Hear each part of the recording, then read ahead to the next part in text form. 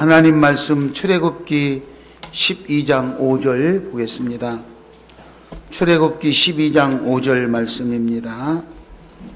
14절까지 우리 같이 읽겠습니다.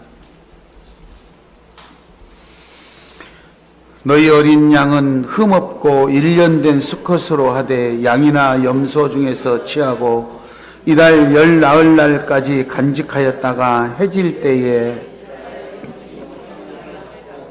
그 피를 양을 먹을 집 좌우 문설주와 임방에 바르고 그 밤에 그 고기를 불에 구워 무교병과 쓴 나물과 아울러 먹되 날것으로나 물에 삶아서 먹지 말고 머리와 다리와 내장을 다 불에 구워 먹고 아침까지 남겨두지 말며 아침까지 남은 것은 곧 불사르라. 너희는 그것을 이렇게 먹을지니 허리에 띠를 띠고 발에 신을 신고 손에 지팡이를 잡고 급히 먹으라. 이것이 여호와의 유월절이니라.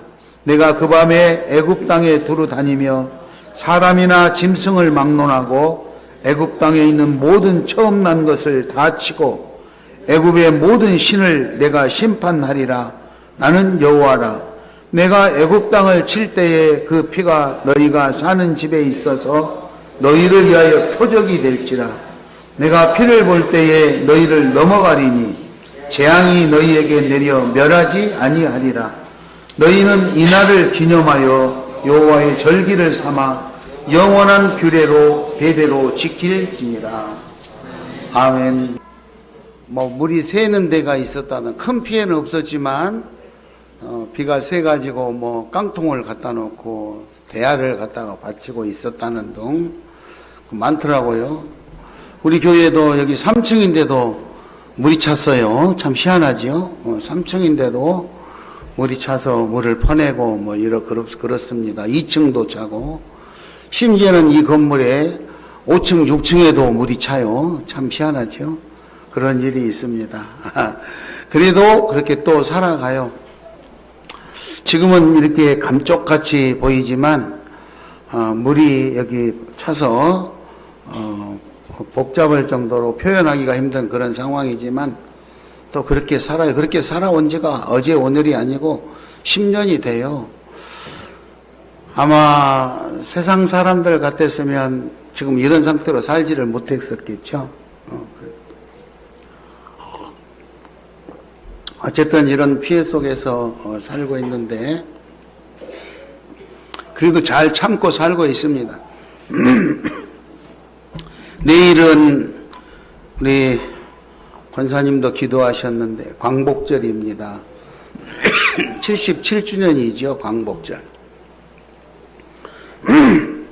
광복절은 우리나라가 나라를 빼앗기고 그렇게 종살이 하다시피 노예 생활 하다시피 그렇게 살다가 다시 나라와 주권을 찾은 것을 기념하기 위해서 제정한 국가 기념일입니다.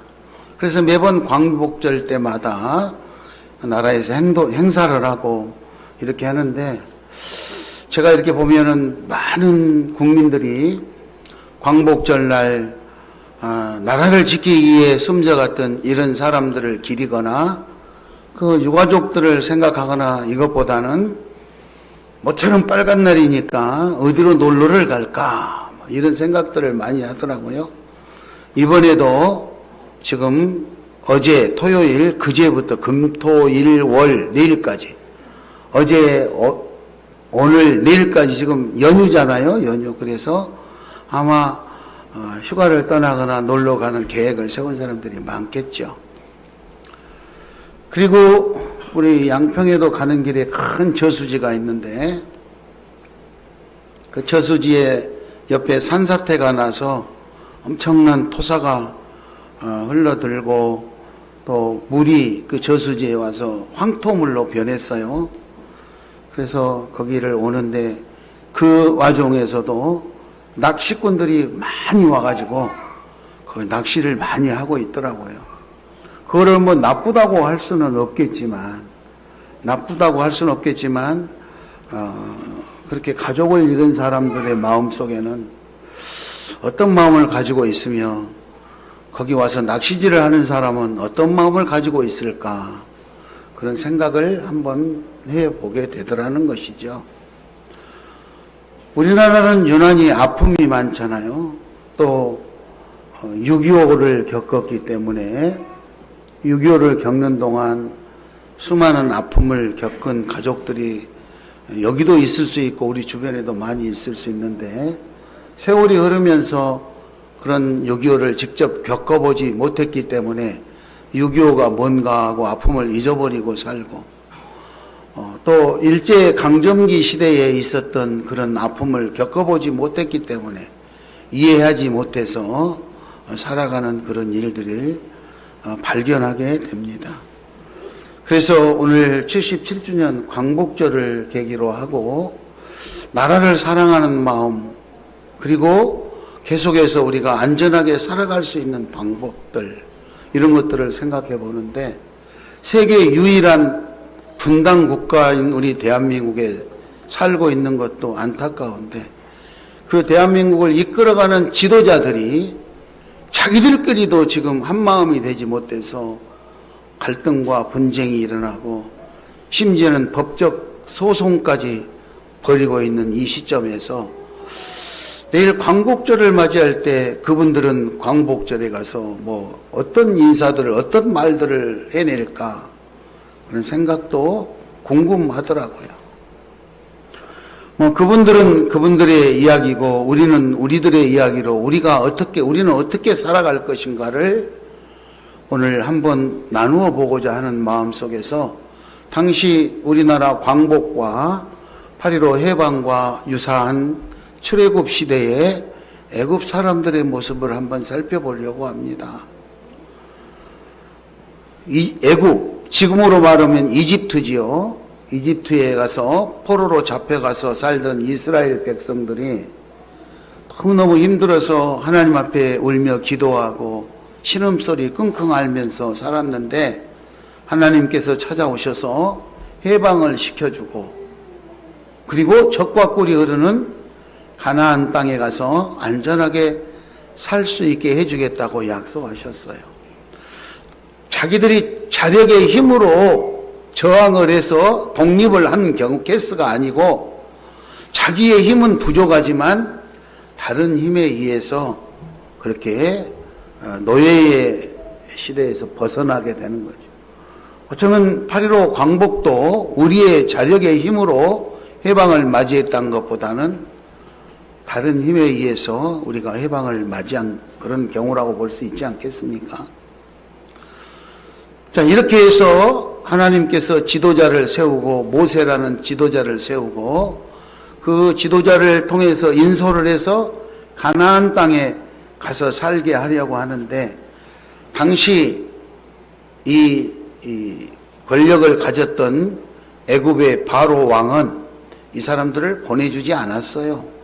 이 사람들이 떠나고 나면 자기 나라의 많은 노동 일을 누가 할까? 그래서 이들을 붙잡아 놓고 사회에 많은 노동 일을 시켰었죠. 그래서 하나님께서 자기 지도자 모세에게 내가 너에게 능력을 줘서 바로 왕을 찾아가서 10가지 재앙을 내리겠다. 첫 번째, 두 번째, 세 번째, 10가지 재앙을 내릴 텐데, 그러면 첫 번째 재앙을 내렸을 때 다 떠나가라고 해줬으면 참 좋았을 텐데, 이 임금님은 절대로 승낙을 안 했죠. 그래서 마지막 강도가 제일 센 10번째 재앙을 맞이하게 됩니다. 그 10번째 재앙은 오늘 본문에 나와 있는 출애굽기 11장부터 12장 30절 내용까지 쭉 보면 그 재앙이 장자의 죽음, 즉 이스라엘의 첫 번째 태어난 것, 사람의 자녀건 가축의 자녀건 가릴 것 없이 초태생, 처음에 태어난 것은 무조건 다 죽게 될 것이라는 하나님의 재앙이었어요. 그런데 참 아이러니한 것은 이 재앙을 피해 갈 수 있는 방법을 하나님께서 제시해 줬다는 거예요. 따라서 하겠습니다. 재앙을 피하는 방법. 재앙을 피하는 방법.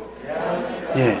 하나님께서 이스라엘의 초태생을 다 죽이되 이거를 피해 갈 수 있는 방법을 가르쳐 주고, 그대로 한 사람은 피해 갈 것이고 그대로 실행하지 않는 사람은 그 재앙을 피할 수 없다고 오늘 선포하셨어요. 자, 이번에 폭우로 인해서 이렇게 우리나라에 지진이 일어나고 이렇게 엄청난 천재지변이 일어나면 보통 나라에서 재난지역을 선포합니다. 재난지역. 그런데 오늘 재앙은 뭘까? 재난을 사전에 찾아보면요. 재난. 생명과 재산에 피해를 주는 자연적인 현상과 사고,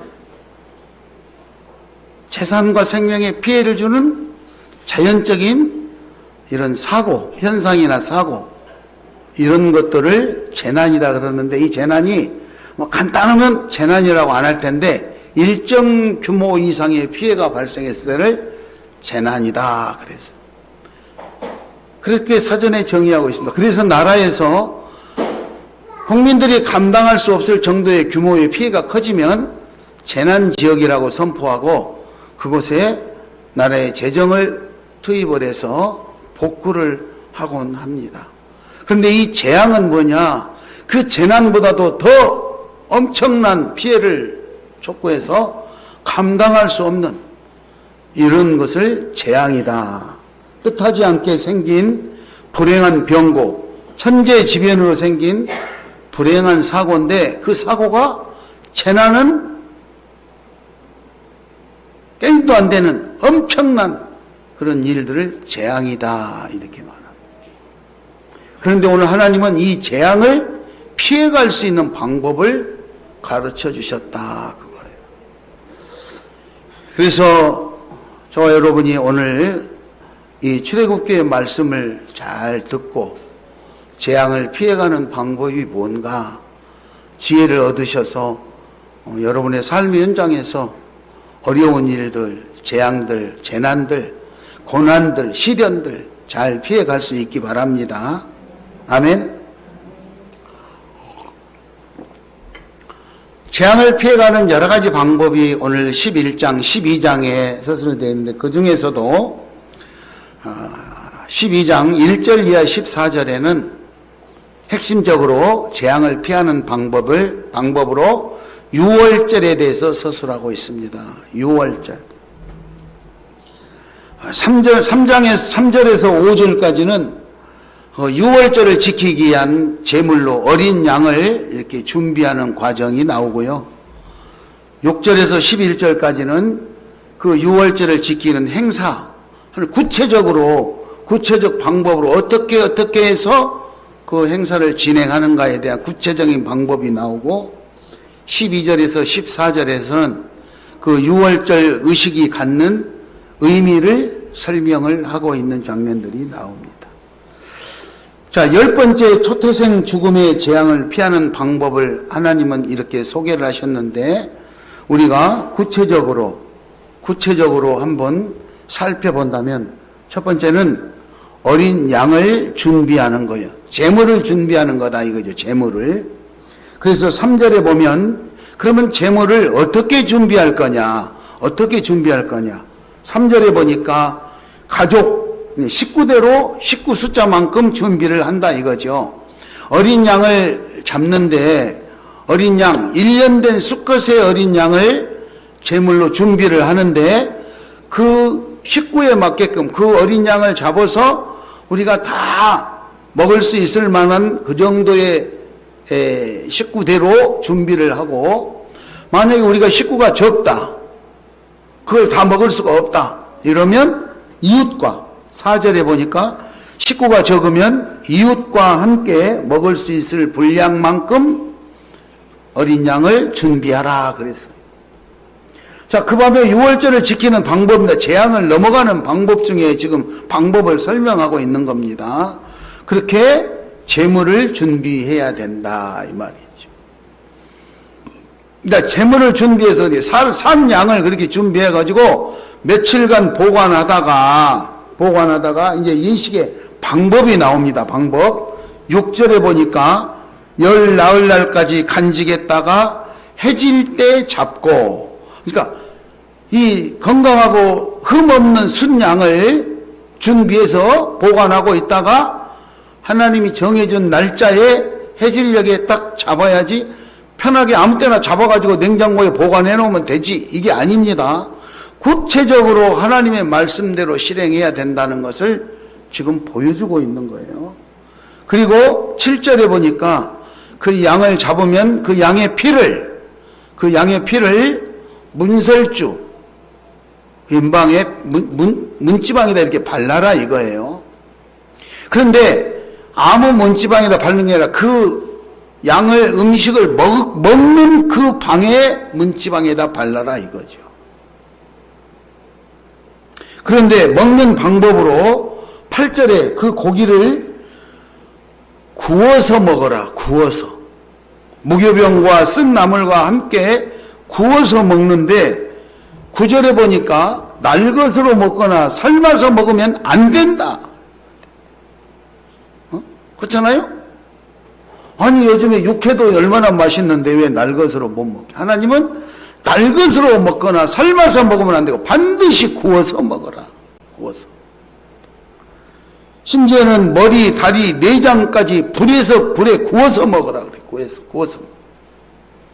그리고 10절에는요. 그래서 그 밤에 그거를 다 먹되 만약의 경우 남으면 어떻게 할 거냐? 다 불태워서 없애라 그랬어. 불태워서 없애라. 자, 여기까지가 하나님께서 그 예식을 준비하고 거기 진행하는 방법입니다. 어쩌면 오늘 우리가 교회 신앙생활을 할 때 방법하고 이 주보에 보면 찬송 부르고 대표기도하고 설교하고 뭐 이런 순서에 의해서 하잖아요. 하나님께서 6월절을 지키는 방법에 의해서 아주 구체적으로 재물을 어떻게 선택할 것이며 그걸 어떻게 잡아서 언제 어떻게 먹을 것이며 남은 거는 어떻게 처리할 건가까지 아주 적나라하게 말씀을 하셨어요. 심지어는 11절에요. 너희는 이렇게 먹으라 그랬어요. 이렇게 먹으라. 어떻게? 급하게 먹으라. 급하게. 그럼 급하게 어떻게 먹었냐? 11절에 보니까 허리에 띠를 띠고 발에 신을 신고 지팡이를 잡고 급하게 먹으라. 이것이 여호와의 유월절이니라 그랬어요. 그러니까 이 사람들이 이제 애굽을 탈출해야 되잖아요. 그러니까 탈출할 준비 다 하고 서서 먹어야 된다 이 말이죠. 자, 이렇게 구체적으로 설명을 하고 있어요. 구체적으로. 여러분, 우리도 신앙생활을 할 때 구체적으로 할 수 있기 바랍니다. 기도도 구체적으로 하는 거예요. 구체적으로. 신앙생활도 구체적으로 하는 거예요.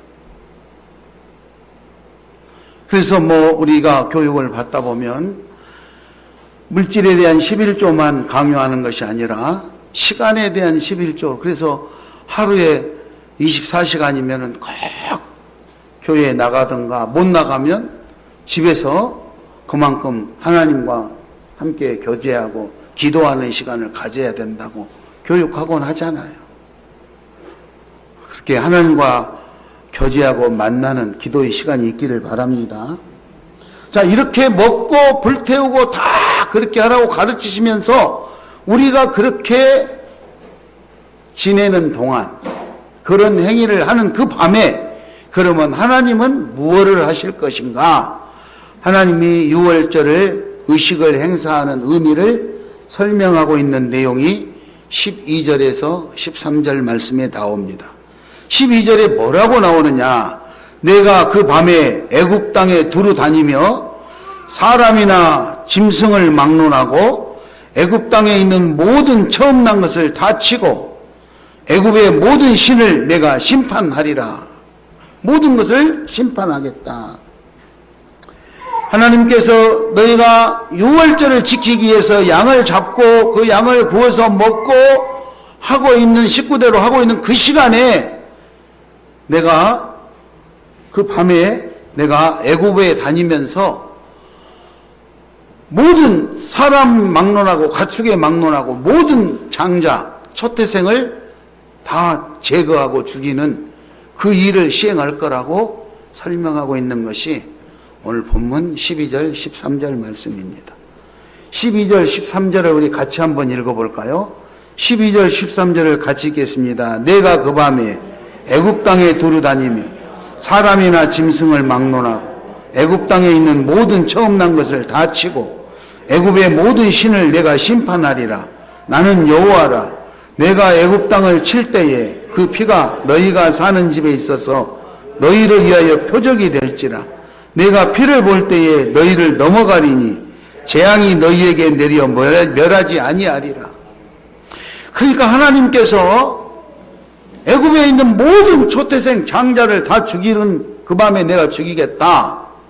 그렇게 하시면서 그거를 피하는 방법을 가르쳐 주셨어요.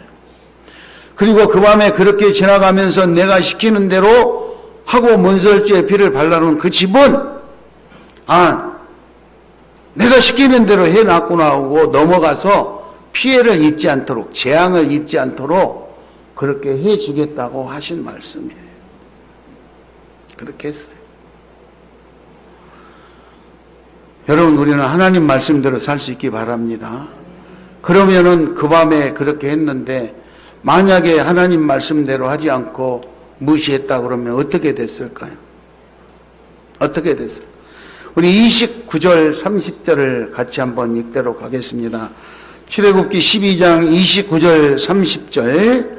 밤중에 여호와께서 애굽 땅에서 모든 처음 난 것 곧 왕위에 앉은 바로의 장자부터 옥에 갇힌 사람의 장자까지와 가축의 처음 난 것을 다 치심해 그 밤에 바로와 그 모든 신하와 모든 애굽 사람이 일어나고 애굽에 큰 부르짖음이 있었으니 이는 그 나라에 죽임을 당하지 아니한 집이 하나도 없었습니다라.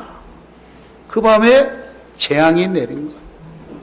재난이 아니라 사람이 감당할 수 없는 것, 천재지변 같은 사람으로서는 생각할 수 없는 재앙을 내렸다 이 말이에요. 그런데 그런 가운데서도 하나님은 이 재앙을 피해갈 수 있는 방법을 제시해 줘서 그 재앙을 피할 수 있도록 하셨다 이 말입니다. 여러분, 하나님의 말씀을 매일매일 묵상하시고 하나님이 주신 지혜로 여러분에게 닥쳐진 위기를 잘 넘길 수 있기 바랍니다. 그렇게. 자, 그러시면서 하나님은 말씀하십니다. 11절에 14절에 너희는 이날을 기념하여 여호와의 절기를 삼아 영원한 규례로 대대로 지킬지니라. 한 번만 하는 것이 아니라 이렇게 이 밤에 이 재앙으로부터 건져준 하나님을 기억하면서 대대로 하나님 앞에 유월절을 지키라고 그렇게 말씀하십니다. 여러분, 우리도 이날을 기념하여 여호와의 규례대로 유월절을 지키는 것처럼 우리는 매주 주일날 하나님 앞에 와서 예배를 드립니다. 오늘 그러면 우리가 살아가는 이 시대의 어린 양은 무엇이냐? 예수 그리스도, 그가 어린 양인 줄 믿으시기 바랍니다. 그리고 그 밤에 잡혔던 어린 양의 피는 예수 그리스도의 보혈입니다. 십자가 보혈로 예수님은 우리를 씻으시고 구원하시고 오늘 우리를 이렇게 살아가게 하셨습니다. 그러므로 오늘은 예수 그리스도를 시인하는 자마다, 예수 그리스도를 믿고 시인하는 자마다 다 재앙을 넘어갈 줄 믿습니다. 옆 사람하고 인사합니다. 예수 믿어야 삽니다. 예수 믿어야 삽니다.